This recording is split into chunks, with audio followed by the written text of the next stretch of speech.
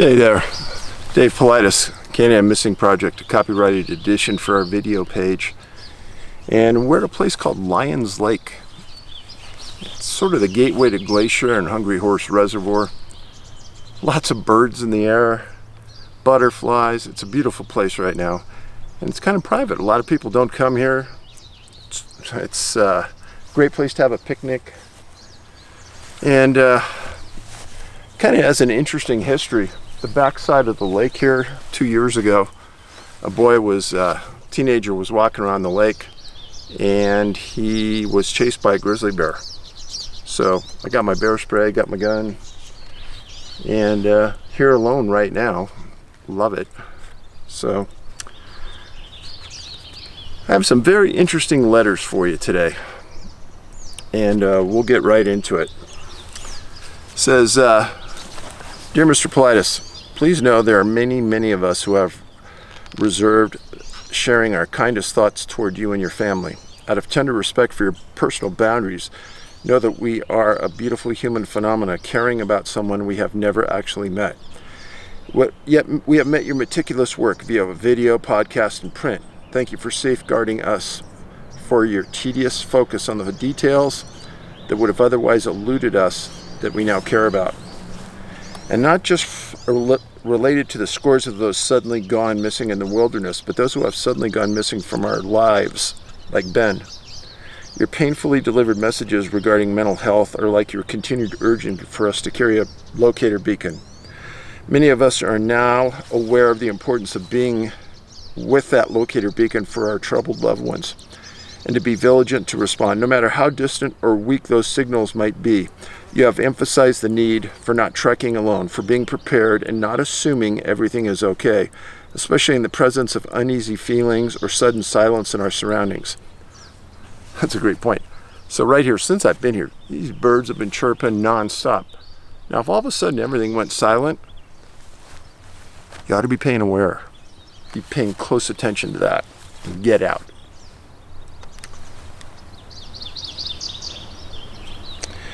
We see the mental health parallels now. Certainly, clearly, Ben's goodwill and talents have profoundly benefited others. Thank you for sharing his legacy with us and honoring him daily as a dad by continuing to talk about him. When I first heard you announce the news of his passing, completely shattered, I immediately heard in my soul, Benjamin, son of my strength. In Judaic, Christian, and Islamic traditions, the name is often associated with an account of a father's desire to command a legacy over his son. As his most beloved wife lay dying in childbirth, she named the boy Ben-Oni, son of my sorrow. But Ben's father canceled those words, that destiny, by proclaiming that his son would be called Benjamin, son of my strength. Mr. Paulides, I believe Ben is that son of your strength.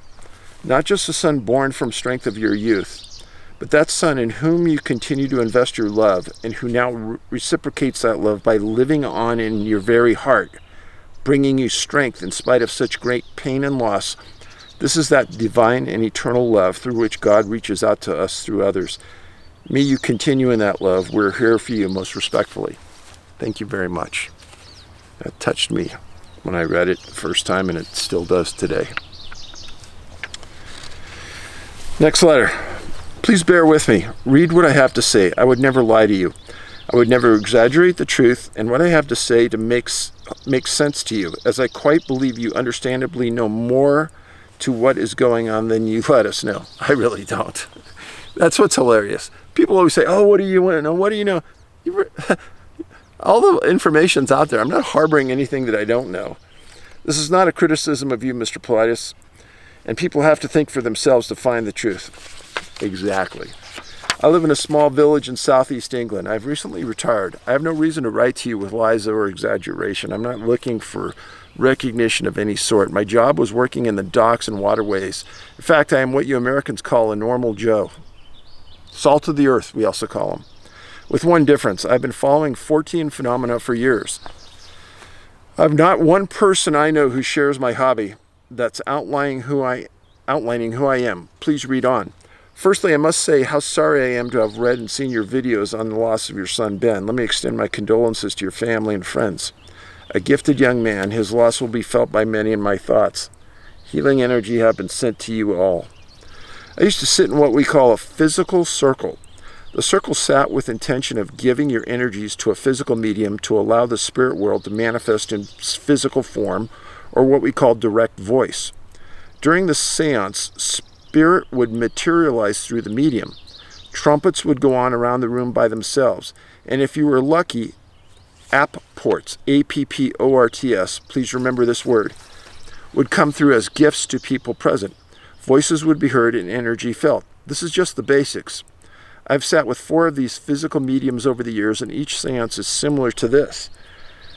Now comes the interesting part. I will explain how things start and the resemblance to the episodes in the 411 movies. The seance starts with a buildup of energy. I stood in a village hall at one seance in this area around Oxford and listened to the crackling, snapping of metallic sounds coming from a corner of the room. Let me stop. Metallic sounds, clapping sounds. In Missing 411 The Hunted, I address this because one of the witnesses to one of the disappearances described that sound. If you haven't seen Missing 411 The Hunted, go watch it. It's under the pinned comment in this video. It's for free on Yahoo Movies, so watch it. I was drawn to the corner of the seance in a trance-like state. Friends came and got me, said I was in a daze. 411 The Hunted. Hunters in a lion, first story, heard a strange metallic rustling, clicking sound going through the forest. The medium is strapped with police ties to a chair, and these same straps are tied through the buttonholes of his jumper or cardigan, and he is placed in a cupboard and in a small curtain pulled across. A red light is illuminated in the room. People at the seance are asked to build the energy up by singing. Man heard strange singing coming from the forest in Missing 411. As the spirit comes through a portal, a whoosh, sometimes a plop, can be heard as loud as anything. The loudness of the voice at one seance felt as if it were going through you. Sound familiar? The seance continues. Sometimes spirit will bring apports in. Metallic objects, coins, semi-precious stones from another realm. 411 The Missing. Child's bag found on a rock in the middle of a pond and no ice broken. Child's bag found on the middle of a frozen pond, no ice broken. Footprints in the snow. Bodies found miles away from where they have disappeared over mountain ranges, etc. Could these have been apported? In one seance with a medium called Warren Kaler, people's, including mine, shoes were removed and thrown around the room. Lights can be seen sometimes sparkling in midair, and the medium can extrude at times ectoplasm from the orifice of his mouth, ears, and eyes. At the end of the seance, the spirit says goodbye, and you can hear a loud slurp or plop. The medium is checked for wires and ties, and I've seen his cardigan or jumper in the medium with police ties intact. But his cardigan or jumper is on the medium back to front. Again, sound familiar? You must think I'm either lying, exaggerating, or mad. I am neither. The coincidences struck me as quite incredible, so you must understand that I have waited to contacting you after watching the 411 films, not for fear of ridicule, but because you need time to heal. This may be nothing, but the coincidences could be exactly that, coincidences, nothing more. And if it is, then I'm sorry to have bothered you. I had sent you one quick email before suggesting that you look into the work of the Scole, S-C-O-L-E, experiment in the UK. Their contact was with a spirit or possibly an alien race via energy. I've sat in such a circle for a few years now. If I had, I would have asked the questions to the entity along the lines of what is happening to the disappearances of these people, if only to bring some comfort to those left behind. I will assure you, if I ever get to the chance to attend such, I would ask these questions. I have had a theory going around my head for one reason or another. We're ruining this world we live in. Most of those taken are by far the upper echelons of society. Intelligent peoples from all walks of life, whoever or whatever is doing this, are they harvesting for the gene pool? Question. Regarding population of this earth, we have desolated and tore to pieces and ruined this earth. If so, it's a way out there as a theory. We only have this one world, the entity says. It is a spirit. Could this be something more? Who knows? Information forthcoming at past seances say that there are more realm spirits, and we have teams of scientists to be working to make contact and using energy to come forth, allowing contact to be made. We know that for life to exist, we have to have positive and negative to know right and wrong, good and bad, let alone the road to alternative parallel universes crossing alongside ours. For another day, I think. I hope I have found this at least interesting, and you must do what you will with such information should you consider it worthy. Feel free to ask anything of me. Thank you for your time. Ben lives in our hearts. So I did look up the skull experiment from 1993 to 1998. Here's what it says. In 1993, the Skull Experimental Group embarked on a 5-year experiment using revolutionary kinds of energy to produce tangible objects from the spirit world. The term tangible objects means recognizable to our senses or our instruments, visible manifestations, lights, sounds, touches, tastes, and smells. Some of the tangible objects took the form of messages transmitted onto photographic film, audio taped, and videotaped. The aim of the Skull Experimental Group was to produce not just one tangible object, but such a huge number and variety that scientists would have to sit up and take notice. Fascinating.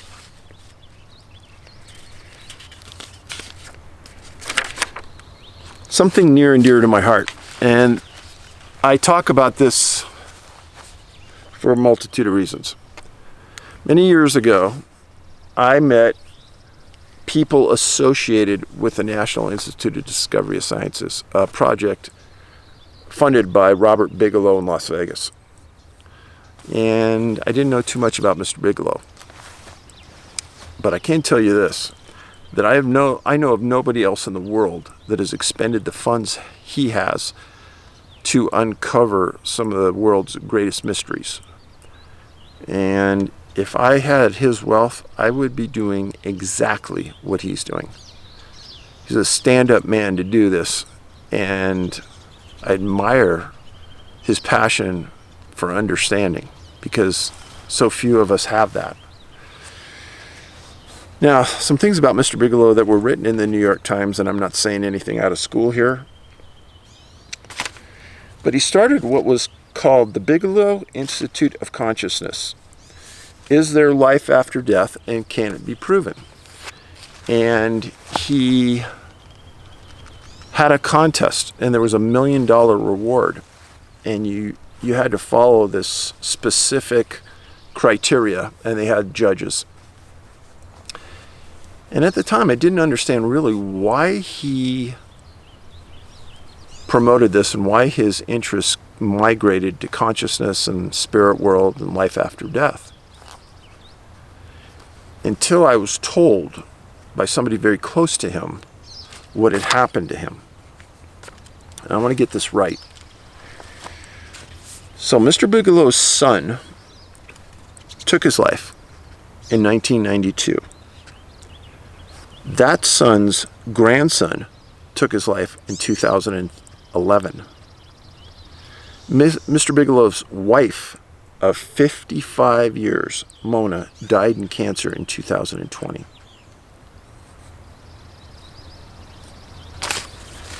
Having his son and his grandson take their lives. So, many of you know, my son took his life. And I cannot even imagine Mr. Bigelow's pain. 55 years with the same woman. And she passes on for cancer. My God.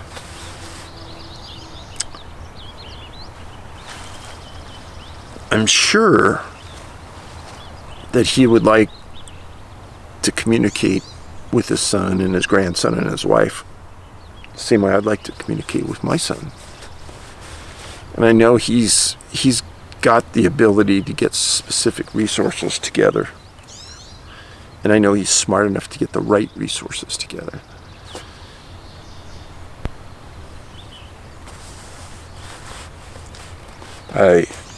I'm speechless. When I first heard this, I thought, man, two people in the same family. I know it's happened to others, but it's horrific.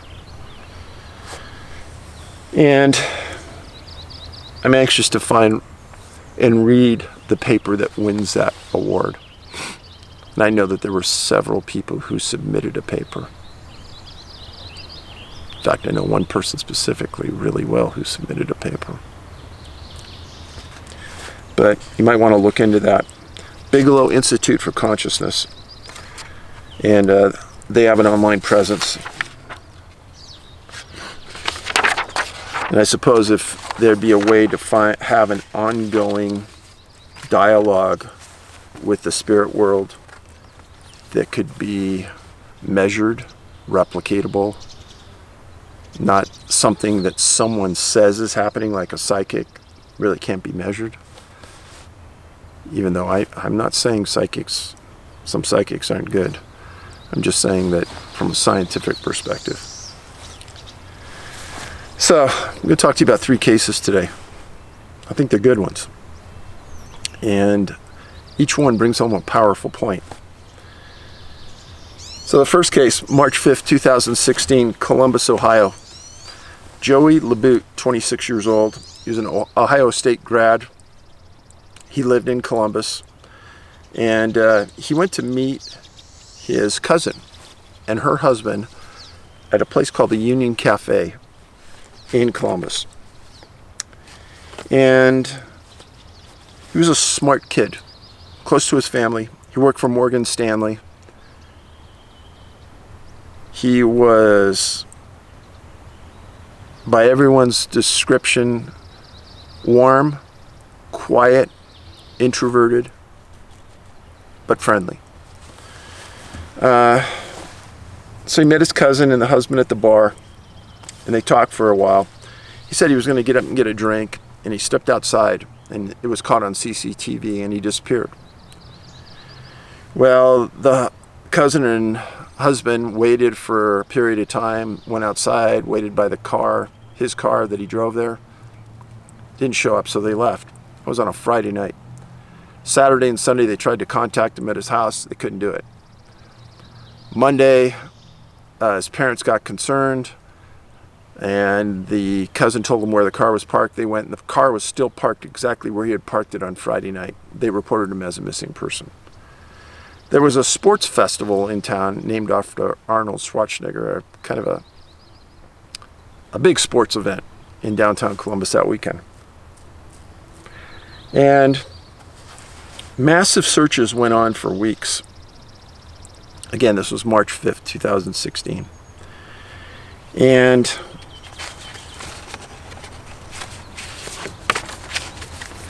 this is Joey Labute. A good kid, not a troublemaker, not an alcoholic, not a drug addict, college graduate. He disappears. Now, I did a video about a case out of Columbus on a man named Brian Shaffer. I'll pin that link to that video so you can watch it if you haven't. But Brian disappeared. He was a third-year medical student. Disappeared from a bar in downtown Columbus as well. Kind of strange. Coincidental. But anyhow, searches go on for weeks.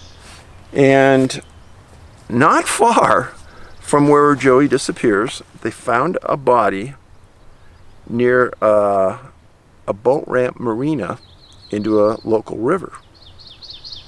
And they pull the body out, and it's Joey. No lungs, no water in the lungs. Didn't die by drowning. No exterior injuries that they could find. The area was previously searched. They didn't find the body. And people were upset. So, this is the map. This is the Union Cafe where Joey disappeared. He parked his car right nearby. This is where the body was found. This is only maybe a mile and a half, if that. And this is the Scioto River.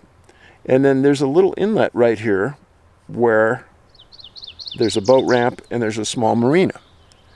Now here's the problem with this.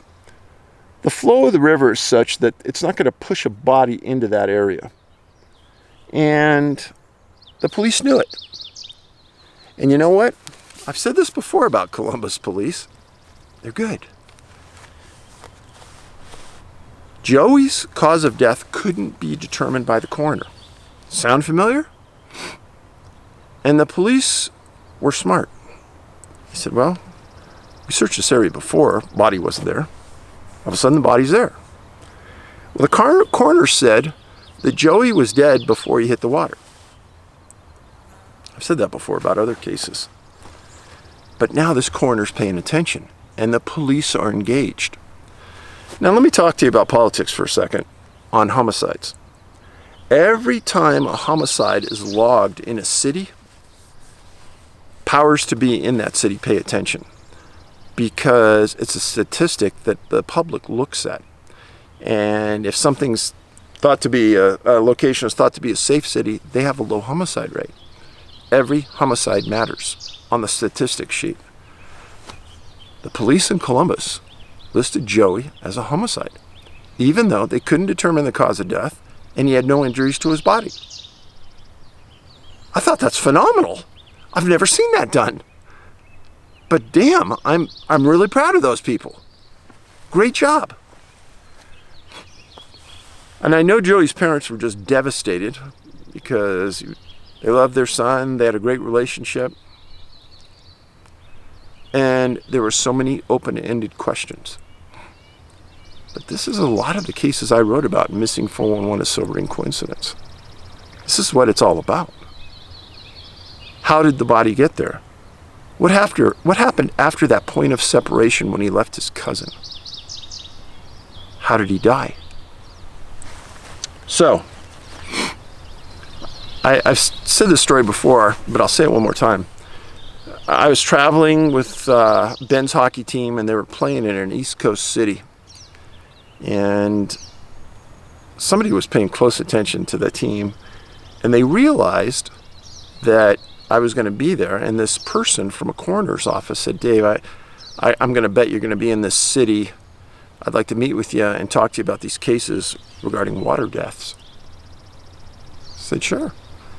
So I met with this coroner, and they stated that they've known about these deaths for a long time.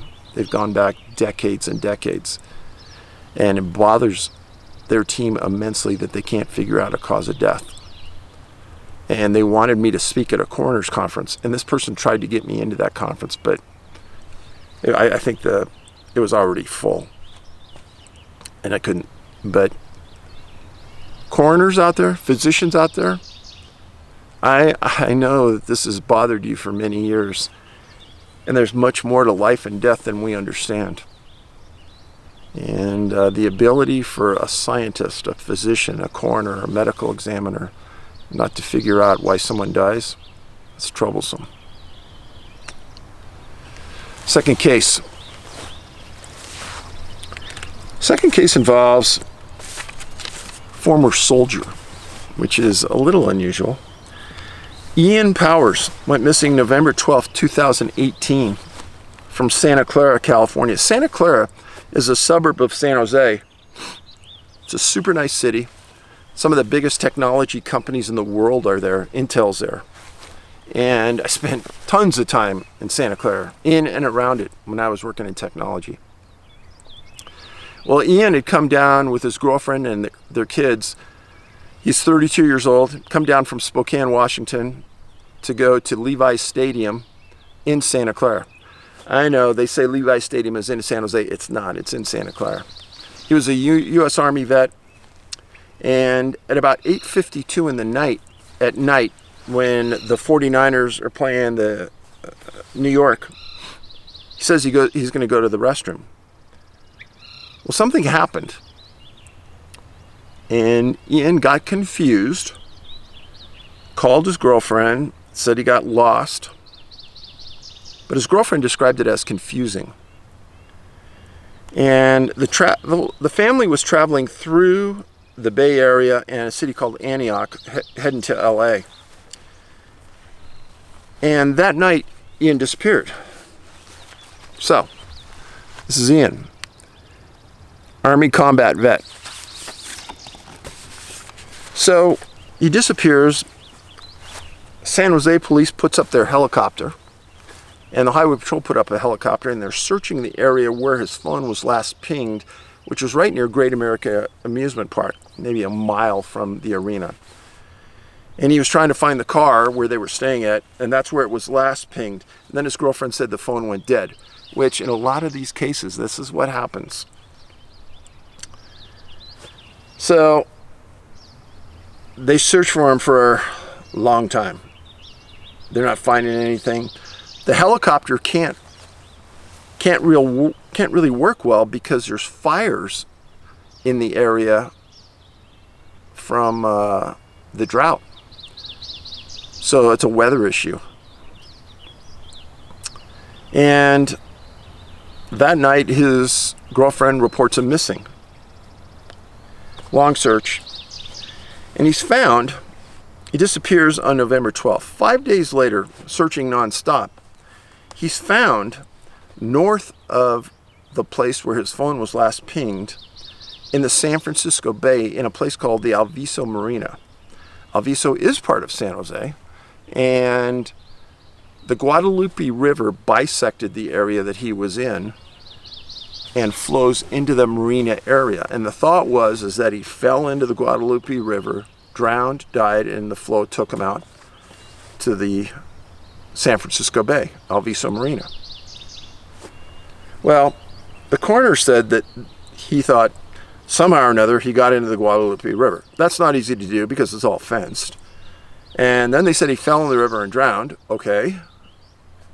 And let me walk you through this, why it doesn't make any sense. So,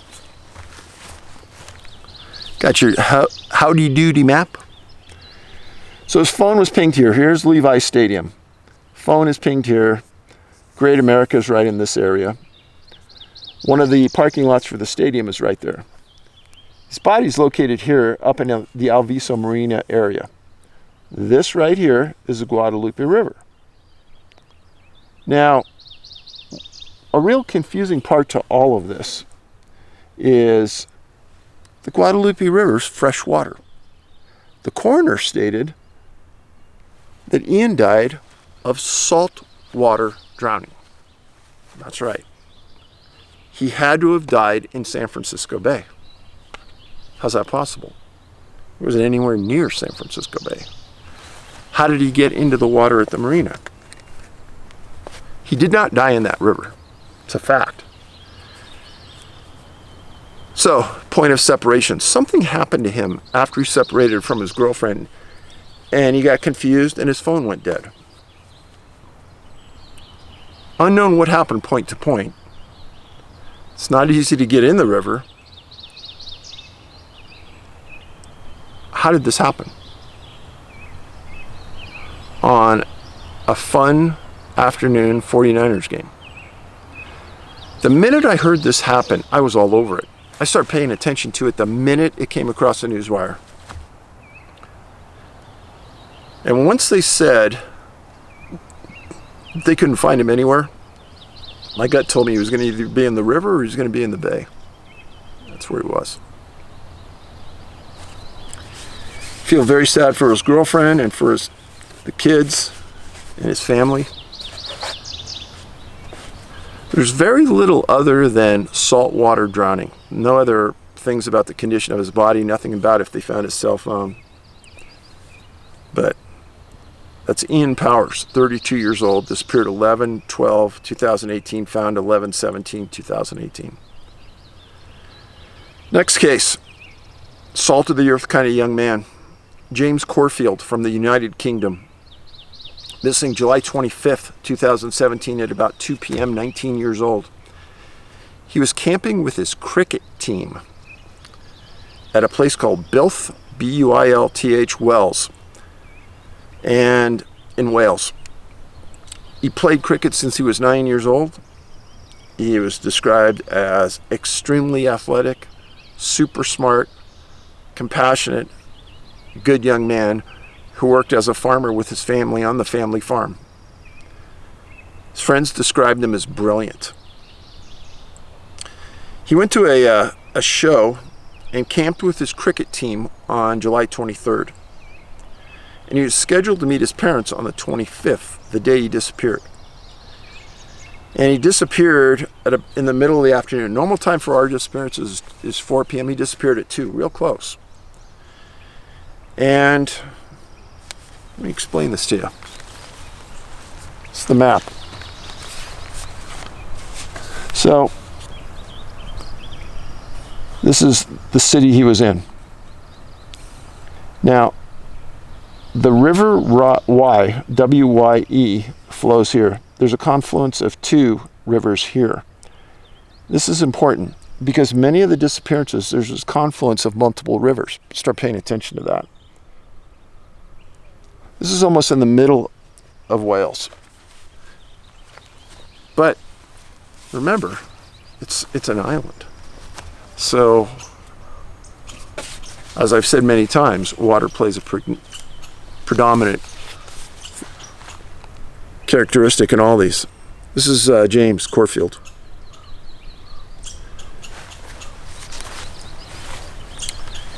Anyhow, he's scheduled to meet his parents. He didn't meet them. Parents and the cricket team report him as missing, and the search is on. Disappears on the 25th of July, and they're searching everywhere. They put divers in the water. They're searching everywhere, in the river, on the land. They're not coming up with anything. He is found in that River Wye, in an area that was previously searched. And in the UK, they have what's called an inquest. And they try to determine the cause of death of someone, if it's suspicious. And this was obviously suspicious. The coroner stated he did not drown. Thank you. But there's no cause of death either.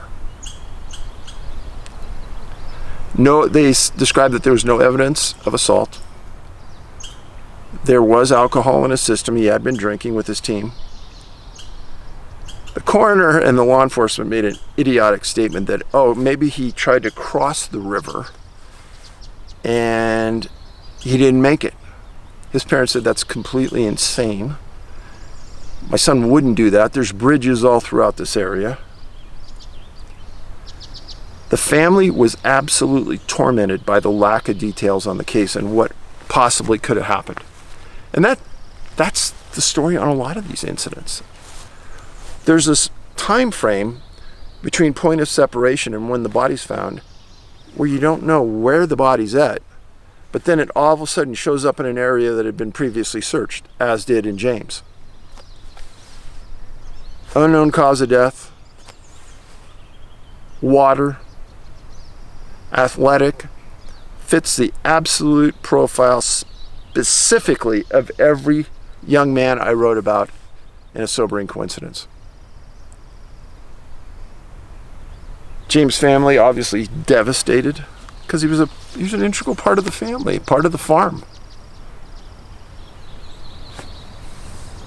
Hard to explain how these things are occurring. Why science can't determine the cause of death. Honestly, I believe that there should be a worldwide conference of medical examiners, coroners, and this should be the topic. And they should break up into rooms, brainstorm what everybody thinks, and try to come up with some resolution to this issue. That's just me. I know, a simple man way of thinking, but based on the numbers that I know that are happening around the world, a conference should happen. So James Cornfield, Ian Powers, and Joey Labute, 3 cases. All 3 water related. All 3 powerful, healthy young men. What happened? Again, this isn't just to the United States. I've documented this in 16 other countries. This isn't just a regional issue. Somehow this is happening in many places. I really appreciate you watching. Please give the video a thumbs up. Please support us in our work. Watch our movies that are free. And Make sure you're subscribed. And lastly, do not buy my books on Amazon. They're ripping people off. Last I looked, there were $74 for the cheapest copy of one of my Missing 411 books. You can buy them through our website starting at $24.99. So don't buy from Amazon, eBay, none of those. Those are just resellers. I do not sell there. So have a safe week. Please pass this video around. Have other people view it. If you're in the UK, please tell others in the UK as well. This is happening throughout the United Kingdom.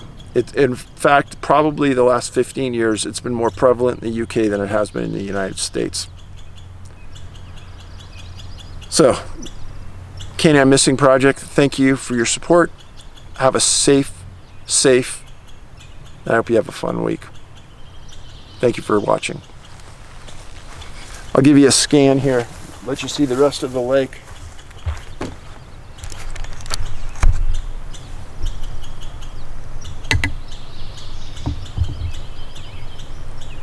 Nice and calm right now. You can see the reflection on the water.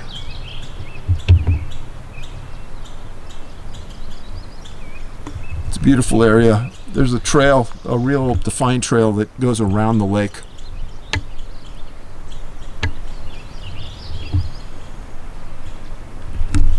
Anyhow, thanks again, people, and we'll be back soon. Have a good week.